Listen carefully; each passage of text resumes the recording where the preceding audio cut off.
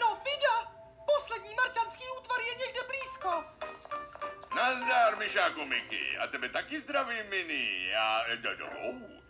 Kdo je ten myšák? Co vypadá jako ty, ale není ty? Píte, to je marťánek Miky. Přiletěl k nám z Marsu, ale rozutekly se mu jeho ochočené útvary. Neviděl jsi tu nějaký?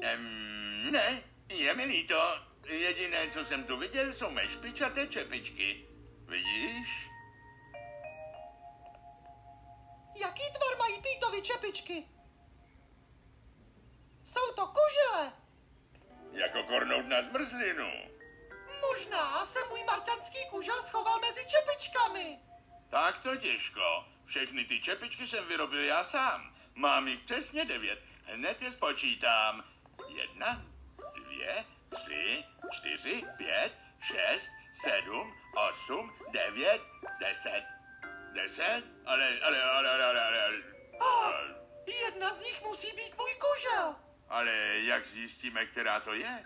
Víš, můj kužel je velmi lehtivý. Když ho polechtáme, zasměje se. A podle toho ho poznáme.